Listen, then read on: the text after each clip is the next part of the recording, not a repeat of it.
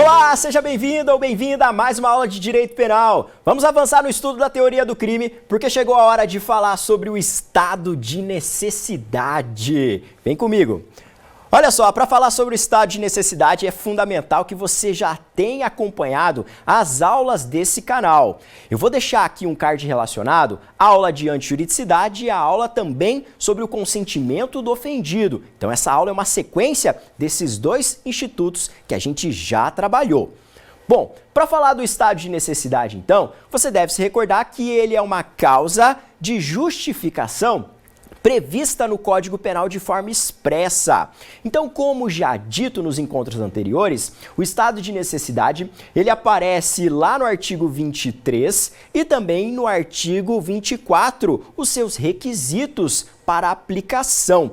Vamos conferir então qual que é a natureza desse instituto, em que hipóteses eu posso aplicar esse instituto, quais são as espécies de estado de necessidade, qual que é a teoria adotada no Código Penal. Vem comigo então, porque eu quero te apresentar agora o artigo 24.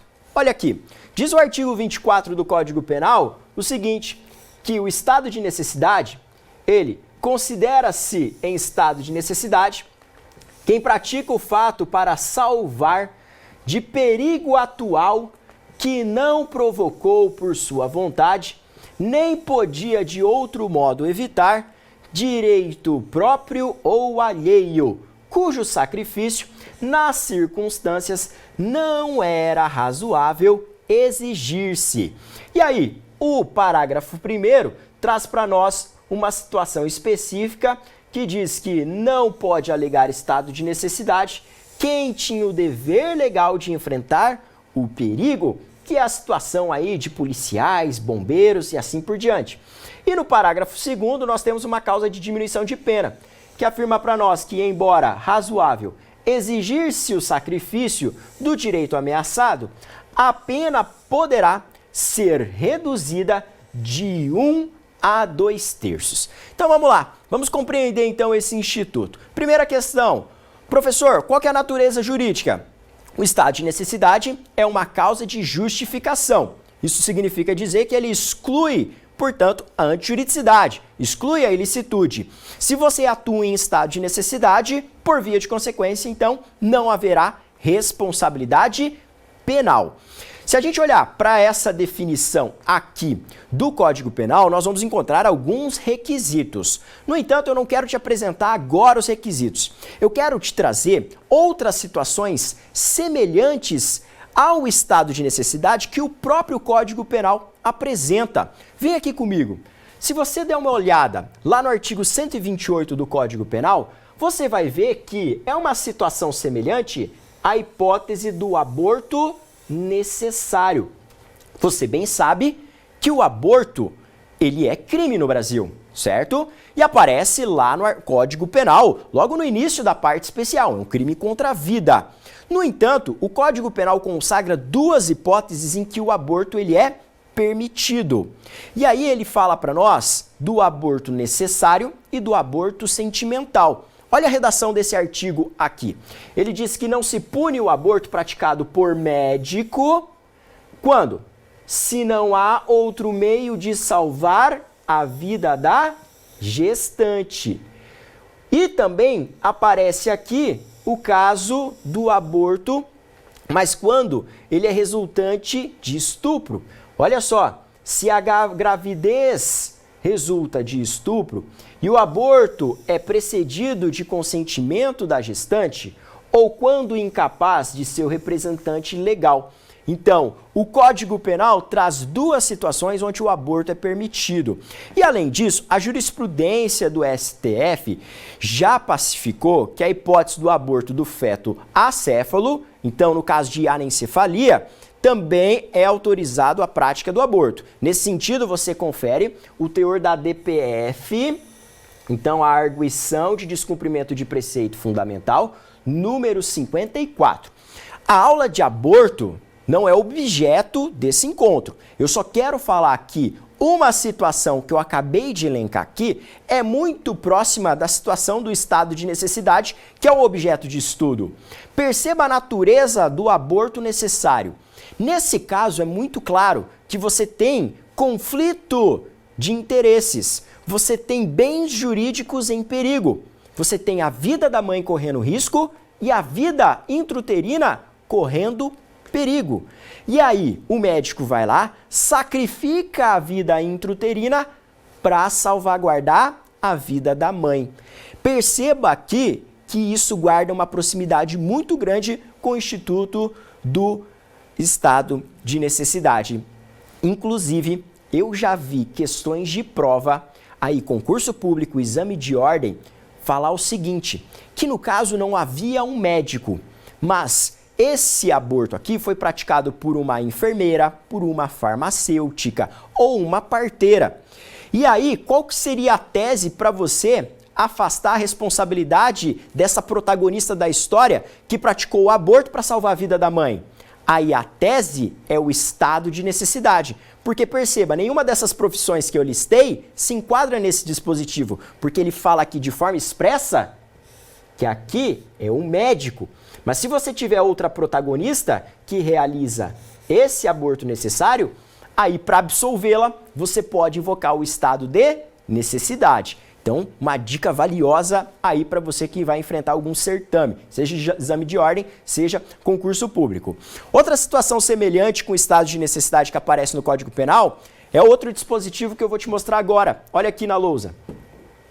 Se você olhar o constrangimento ilegal, ele aparece lá no 146. Mas o que interessa aqui é a previsão do parágrafo 3º, inciso 1º. Porque ele diz o seguinte, que não se compreendem na disposição desse artigo a intervenção médica ou cirúrgica sem o consentimento do paciente ou de seu representante legal, se justifica por iminente perigo de vida. Beleza? Então, toma cuidado com essas duas situações que eu trouxe para você. Essa hipótese aqui do constrangimento, onde há uma justificação, e também a hipótese do aborto necessário. São situações semelhantes ao Instituto do Estado de Necessidade. Então, se você olhou para o artigo 24, ali para o caput, a gente pode identificar duas coisas. E o professor Juarez Tavares diz para nós o seguinte. Ele fala para nós que, dada a definição legal, pode-se verificar que o estado de necessidade se compõe de dois segmentos. Primeiro, a situação de necessidade e a ação necessária. Então, dois segmentos do estado de necessidade. E aí ele diz para nós o seguinte, que a situação de necessidade é representada pelo perigo atual a bem jurídico do agente ou de terceiro, não provocado voluntariamente. A ação necessária diz respeito à atuação do agente que lesa bem jurídico alheio, quando não lhe reste outra alternativa para evitar o perigo, senão por sua atuação imediata, guardando uma proporcionalidade em relação ao bem jurídico por ele protegido ou posto a salvo. Beleza? Então, isso aqui explica, na verdade, o que você encontra ali no artigo 24 caput.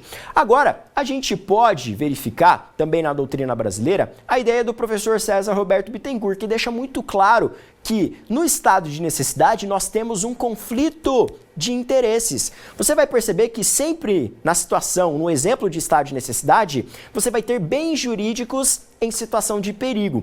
E aí o agente, ele vai sacrificar um bem jurídico para salvaguardar, para proteger o outro. Vem aqui na lousa que eu te trago mais uma citação doutrinária.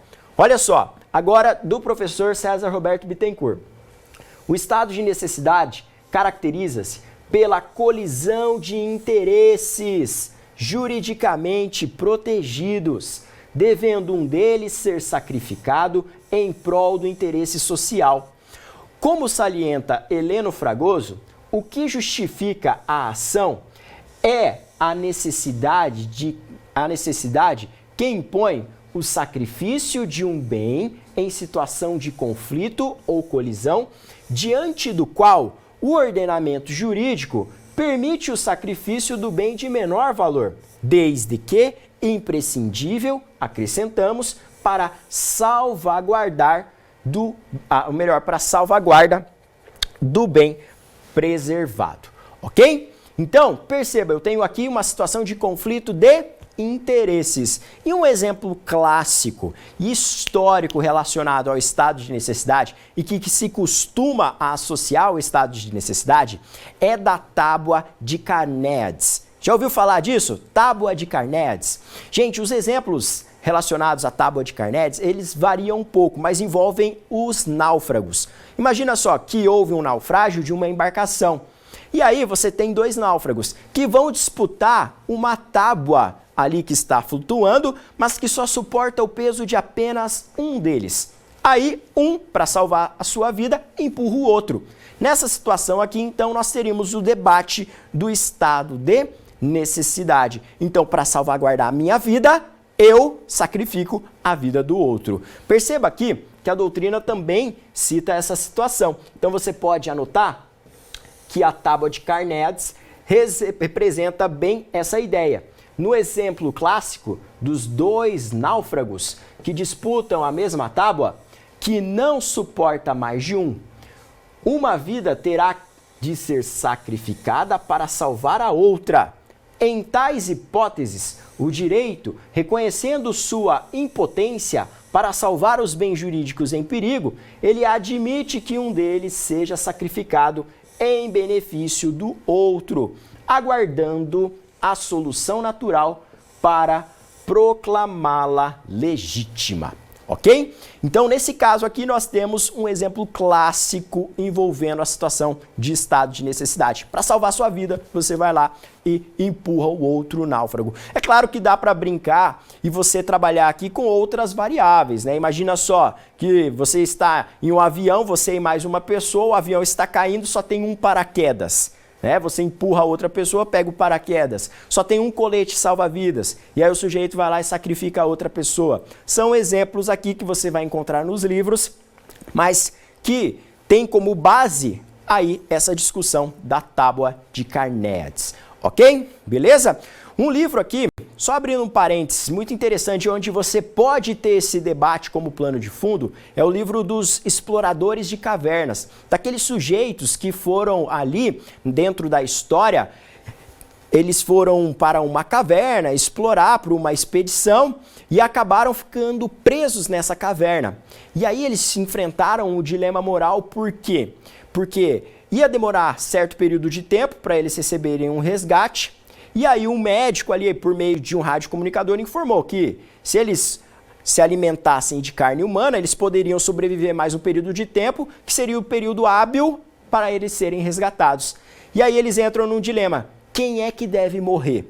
Essa questão de você sacrificar outro para comer a carne, para sobreviver, como plano de fundo, tem a questão do estado de necessidade, que você pode eventualmente invocar para, nessa situação, excluir a responsabilidade penal de quem matou, entendeu? Então perceba que esses pontos aí onde você entra nessas questões de dilemas, você tem também o estado de necessidade como plano de fundo. Você pode encontrar isso, por exemplo, no dilema do bonde, que aparece lá no livro Justiça, do Michael Sandel, né? Então eu posso escolher entre matar 5 pessoas ou matar uma pessoa. Por qual que você escolhe? Então essas questões aí envolvendo dilemas morais também podem estar associadas ao Instituto do Estado de Necessidade. Fechando esse parênteses, vamos avançar aqui no estudo de Direito Penal.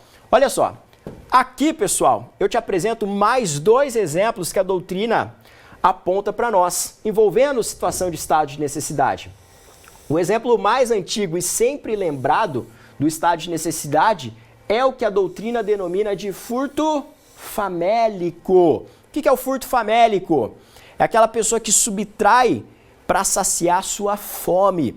Nessa situação aqui, então, se por exemplo o que ela subtraiu não se enquadrar no princípio da insignificância, você pode invocar de forma alternativa o estado de necessidade. Porque perceba, você sacrifica o patrimônio alheio para resguardar a sua vida, entendeu? Essa é a situação do furto famélico. Outro exemplo aqui um pouquinho mais bizarro, mas que aparece na doutrina é esse aqui, ó. Imagina um crime patrimonial praticado para obter vestes a fim de cobrir a nudez. Também é um exemplo marcante de justificação por estado de necessidade. Esses exemplos que eu trouxe aparecem no livro de Direito Penal do professor Fernando Galvão. Fácil? Compreendeu então a essência aqui do estado de necessidade? Agora, vem um ponto que sempre cai em concurso público e que você tem que tomar cuidado quando for efetuar a leitura dos livros de direito penal. Sobre a teoria adotada no Código Penal. O Código Penal adota a teoria unitária ou diferenciadora do estado de necessidade. No Brasil, você tem que anotar no seu material, adota-se a teoria unitária. Não se adota a teoria diferenciadora conforme lá no direito penal alemão. Vem aqui para a lousa que eu vou te explicar isso de forma detalhada. Para a teoria unitária, que é adotada pelo Código Penal e você tem que colocar isso expresso no seu material, todo estado de necessidade, ele é justificante. Ou seja, tem a finalidade de eliminar a ilicitude do fato típico praticado pelo agente. Então perceba, na hipótese ali do furto famélico, você tem lá a subtração de um alimento. Beleza, isso se amolda ao crime de furto, certo? Então há um fato típico e há uma presunção que isso é ilícito. No entanto, está justificado pelo estado de necessidade. Portanto, afasta-se a responsabilidade penal. Então, a teoria unitária fala que o estado de necessidade ele sempre será justificante, ou seja, ele sempre afasta a antijuridicidade ou a ilicitude. Agora, lá no direito penal alemão, nós encontramos a teoria diferenciadora. E ela apresenta para você o estado de necessidade justificante e o estado de necessidade exculpante. E aí você tem que tomar cuidado. Olha só, a teoria diferenciadora, por sua vez, traça uma distinção entre o estado de necessidade justificante, então que afasta a ilicitude, e o estado de necessidade exculpante, que elimina a culpabilidade, considerando-se os bens em conflito. Então, ó, perceba que vai aparecer o seguinte, uma diferença entre uma hipótese e outra. Se você olhar para o conceito analítico do crime, nós vemos lá essa definição tripartida, não é? Fato típico, ilícito e culpável. O estado de necessidade justificante elimina a ilicitude e a culpabilidade. O exculpante é o que elimina a culpabilidade. Para você entender melhor essa situação aqui, eu vou te dar um exemplo que é citado no livro do professor Rogério Sanches e que ele é extremamente didático para você compreender esse tipo de situação e a diferença entre uma teoria e outra. Vem aqui comigo então. Olha só, no livro do professor Rogério Sanches apresenta-se a seguinte situação. Suponhamos que João, para salvar sua vida em risco, sacrifica o patrimônio de Antônio. Para as duas teorias, João pode invocar estado de necessidade, excluindo a ilicitude do seu comportamento. Então, você aqui tem o seguinte, o João, para salvar a vida, ele vai lá e destrói o patrimônio. Correto? Então, para salvar a vida, ele vai lá e sacrifica o patrimônio. Nesse caso, perceba, o bem que ele sacrificou tem igual importância, menor importância ou maior importância? Perceba, para proteger a vida, ele sacrificou o patrimônio. Então, ele sacrificou um bem de menor importância. Patrimônio, vida, a vida tem um peso maior, certo? Para as duas teorias, quando você sacrifica um bem de igual importância ou de menor importância, nessa situação aqui eu teria, então, uma justificação. Excluiria a ilicitude, ok? Beleza? Então, sacrifiquei um bem de menor importância, seja a teoria unitária ou diferenciadora, nessas duas situações eu excluo a ilicitude. Então é o estado de necessidade justificante. Agora, se você, para salvaguardar um bem de menor importância, sacrifica um de maior importância, aí tem que tomar cuidado. Para a teoria unitária, não é o caso de estado de necessidade. Aí a gente pode eventualmente discutir uma causa de aumento e diminuição de pena. Já para a teoria diferenciadora, entraria a discussão do estado de necessidade, daí exculpante. O exemplo que eu vou te trazer agora é do sujeito, então, que, por exemplo, para salvar o patrimônio, ele mata uma pessoa, entendeu? Nessa situação, o bem sacrificado tem um peso maior. Para a teoria adotada pelo Código Penal, nesse caso não há estado de necessidade. A gente vai discutir uma causa de diminuição. Agora, para a teoria diferenciadora, esse é o estado de necessidade exculpante. Percebeu o detalhe, então? Olha aqui na lousa. Imaginemos, então, a situação inversa. Que o João, para salvar seu patrimônio em perigo, ele mata o Antônio. Então perceba, nesse caso inverte. Ele sacrifica a vida em detrimento do patrimônio. Agora vai ter diferença entre as teorias do Código Penal e a teoria alemã. Olha aqui, para a teoria diferenciadora, pode o caso configurar caso de exclusão da culpabilidade. Então nós teríamos a situação do estado de necessidade exculpante. Agora, já para os adeptos da teoria unitária, que é a do Código Penal, o João ele praticou crime sim. Só que aí pode incidir, conforme as circunstâncias, uma causa de diminuição de pena. E essa é a causa de diminuição de pena que o Código Penal retrata ali no artigo 24, parágrafo 2º. Eu te mostro aqui na lousa agora.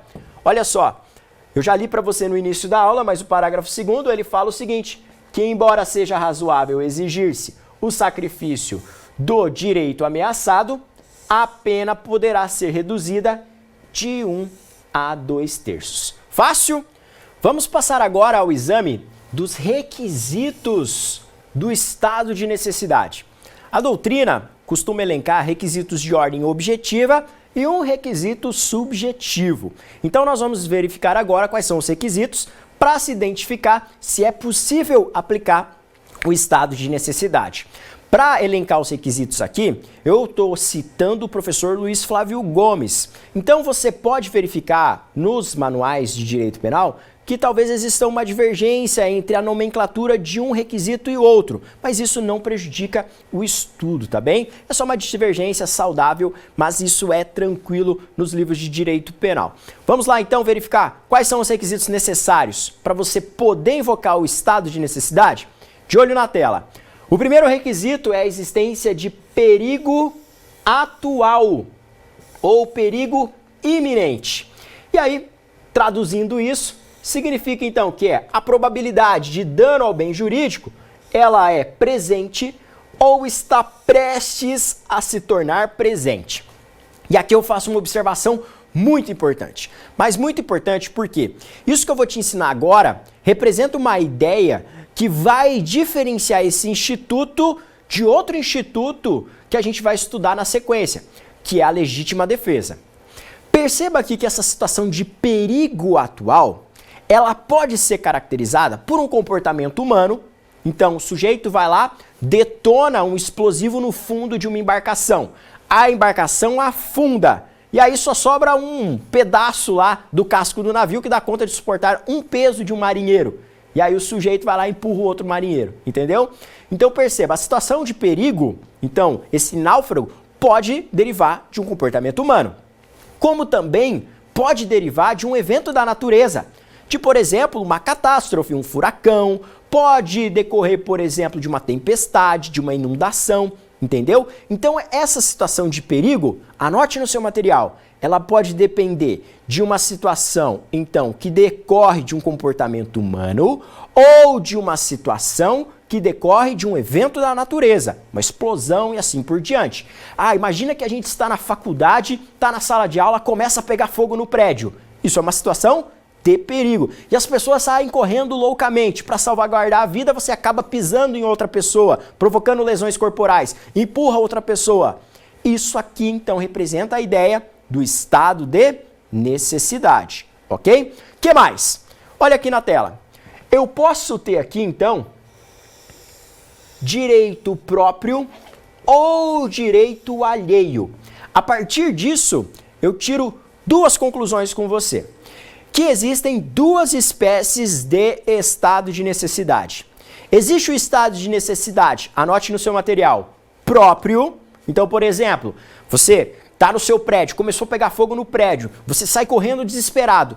Quando você está ali durante a fuga, você se depara com uma pessoa, você acaba empurrando essa pessoa cai, quebra o braço.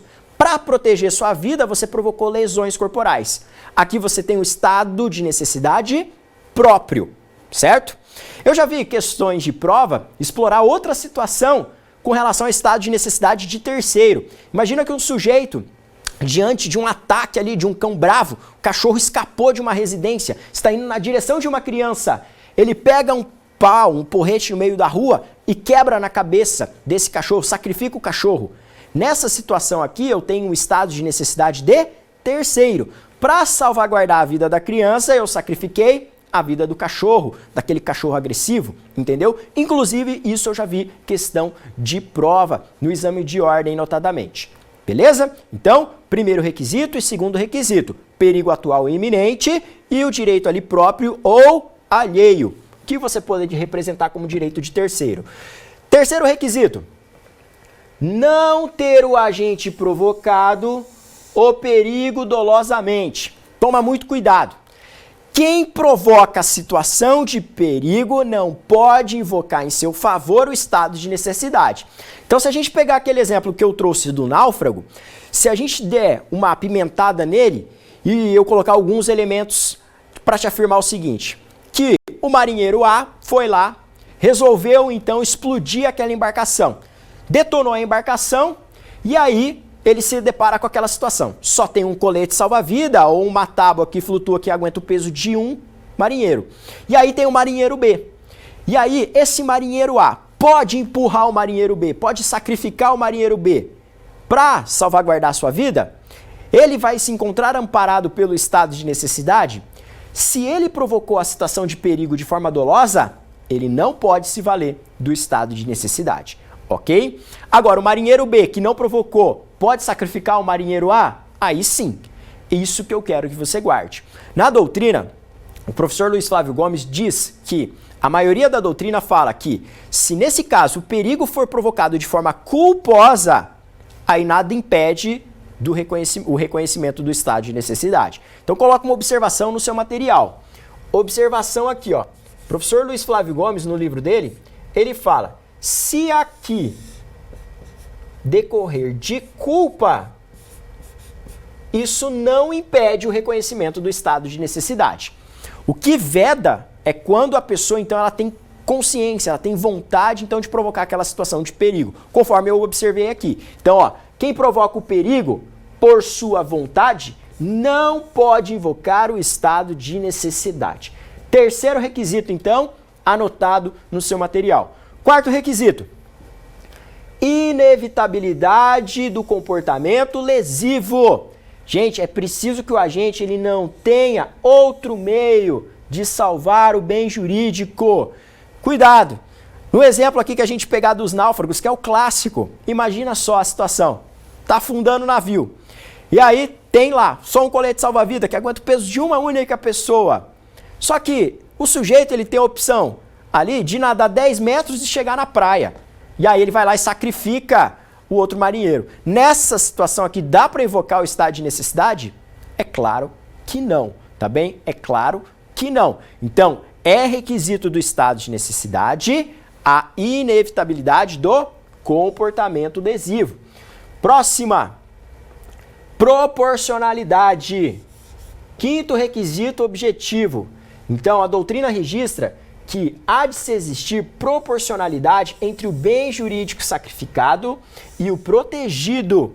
Não se exige proporcionalidade absoluta, mas não se pode perder de vista o equilíbrio. Isso entra exatamente naquela discussão da teoria unitária e diferenciadora. Para a teoria unitária, a gente tem a situação de estado de necessidade, se o sujeito ele sacrifica um bem ali de mesma importância ou de menor importância para salvar outro mais valioso. Entendeu? Então é a situação de um sujeito que sacrifica a vida de outro para proteger sua vida. O sujeito que sacrifica o patrimônio para proteger a sua vida. E lembrando que se eu sacrifico um bem de maior importância para proteger outro de menor importância, nesse caso, aí a gente não teria, pela teoria unitária, uma situação de estado de necessidade. Agora, para a teoria diferenciadora, você já viu, aí aparece o estado de necessidade exculpante. Fácil? Tranquilo até aqui? E qual que é o requisito subjetivo? Último requisito. O requisito subjetivo que a doutrina cita para nós é o seguinte: consiste em um agente saber, então ele ter consciência de que está agindo para salvar um direito próprio ou alheio. Então o agente tem que saber que ele está ali enfrentando uma situação de perigo, onde há conflito de interesses, e ele atua de modo a salvaguardar um desses interesses, um bem jurídico. Mas para salvaguardar esse bem jurídico, ele vai lá e sacrifica o outro. Então ele tem que ter isso em mente. Ok? Beleza? Esses são, portanto, os requisitos para a incidência do estado de necessidade. Preenchidos todos eles, não há que se falar em responsabilidade penal de acordo com o Código Penal. Ok? Vamos lá, vamos prosseguir aqui porque ainda não acabou. Qual que é a diferença entre estado de necessidade agressivo e defensivo? Em alguns livros de direito penal, só fazendo aqui uma advertência, você vai encontrar esse tópico aqui como espécies de estado de necessidade. Eu não vou colocar aqui de forma expressa um slide para a espécie estado de necessidade próprio ou estado de necessidade de terceiro, mas tem autores que colocam lá espécie, estado de necessidade próprio, estado de necessidade de terceiro, porque isso a gente já viu, eu expliquei para você, é super simples. Mas alguns autores colocam essas duas espécies aqui de forma complementar e eu já vi isso aqui aparecerem em provas aí mundo afora. Qual que é a diferença entre o estado de necessidade agressivo e o estado de necessidade defensivo? E aí, você sabe me afirmar? Guarda isso, tá? E aqui eu te trago uma citação doutrinária para sintetizar isso.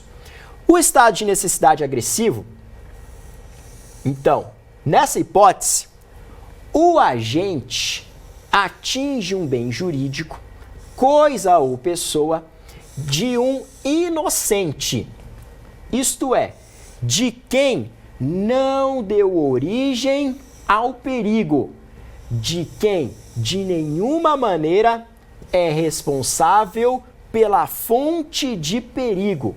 Nesse caso, o professor Luiz Flávio, ele até complementa com relação ao reflexo lá na esfera do direito civil, que nesse caso há responsabilidade civil, ok?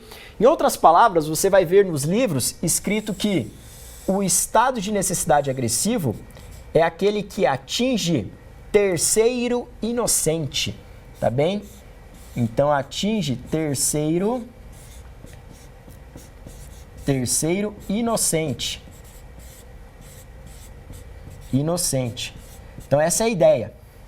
Então aquela pessoa que não provocou a situação de perigo.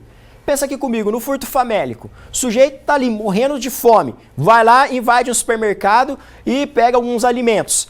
Nessa situação aqui, o patrimônio do supermercado. O supermercado concorreu para essa situação de perigo? Não, mas ele foi lesado. Então, o supermercado aqui é um terceiro inocente. Aqui eu teria, então, como espécie, o estado de necessidade agressivo. Agora, a doutrina chama de estado de necessidade defensivo essa situação que eu te apresento agora. O agente afeta interesses de quem causou ou contribuiu para a situação de perigo. É, de alguma maneira, responsável pela fonte de perigo. Não há aqui que se falar, daí lá no direito civil, em responsabilidade civil, ok? Toma cuidado então com essa situação. Se eu vou lá e atinjo então quem provocou o perigo, aí é diferente. Se você lembrar do exemplo que eu te dei lá dos náufragos, então, um marinheiro A foi lá e destruiu o navio afundou, um marinheiro B para salvar sua vida, para ficar com o único colete salva-vida, ou para ficar com o pedaço da embarcação lá que está boiando, empurra esse marinheiro que provocou a situação de perigo. Nessa situação, é possível sim invocar o estado de necessidade. E nesse caso aqui, eu tenho um estado de necessidade defensivo, chamado pela doutrina, ok? Então, se eu vou lá e sacrifico quem criou a situação de perigo, é o estado de necessidade defensivo. Com isso, pessoal, a gente finaliza mais uma aula de Direito Penal. Eu espero que você tenha gostado. Não deixe de conferir a descrição desse vídeo aqui, porque tem informações muito importantes. Esmagar o like aí na tela e deixar seu comentário se você gostou desse nosso encontro, se isso foi válido para você. Na próxima aula a gente vai continuar o nosso estudo e vamos avançar para a legítima defesa. Então, eu te espero lá na próxima aula de Direito Penal. Um forte abraço!